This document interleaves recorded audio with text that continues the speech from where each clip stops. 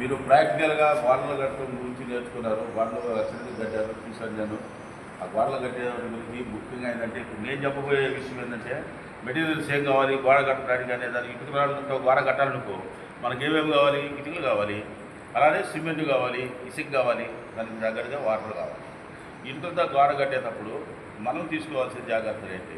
అది కొట్టుకెళ్ళి షాప్కి వెళ్ళి సిమెంట్ తీసుకోవాలి, ఇసుక కొనుక్కోవాలి, ఏది కొనుక్కు రావాల్సింది.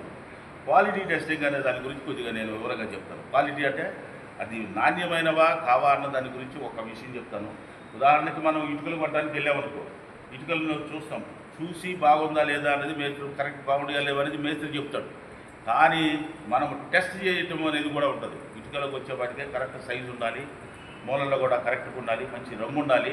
వాటితో పాటు ఇటుక రాళ్ళని మనం ఏం చేస్తామంటే ఒక 3 అడుగులు చూసి ఇటుక రాయి కింద వదిలేసాం అనుకో, అది పగలకూడదు. పగిలిపోయింది అనుకో ఆ రాళ్ళు కరెక్ట్గా లేవని అర్థం.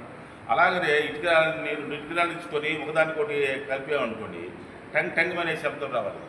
అలా కాకుండా తుడుకు తుడుకు అని వస్తాయి కొన్ని. అలాంటి ఇటుకలు తీసుకోకూడదు. ఇటుక రాయిని నీటిలో నానేస్తే 20% కన్నా ఎక్కువ నీరు పీల్చరాదు. ఈ 20% నీరు పీల్చడం అనేది ముందు మెజర్మెంట్ తీసుకుంటాం లేదు. మామూలుగా వాటర్ ఎంత ఉంది, ఇటుక రాయి వేసిన తర్వాత వాటర్ తగ్గింది. ఎందుకంటే ఇటుక రాయి వాటర్ని పీల్చుతుంది. అది 20% కన్నా ఎక్కువగా ఇటుక పీల్చకూడదు. అర్థమవుతుందా? అలానే ఇటుక సిమెంట్ కడతాం. సిమెంటు షాపు నుంచి సిమెంటు ప్యాకెట్ తీసుకుంటాం కదా. సిమెంట్ బ్యాగ్ తీసుకునేటప్పుడు మనం ఫస్ట్ ఆఫ్ ఆల్ చేయాల్సింది ఏంటంటే cement bag date of manufacturing చూడాలి. అది ఏ తారీఖును తయారు చేశారు అనేది చూడాలి. జనరల్గా ఎక్కువ రోజులు ఉన్న సిమెంట్ని తీసుకోకూడదు. మనము 3 నెలల లోపు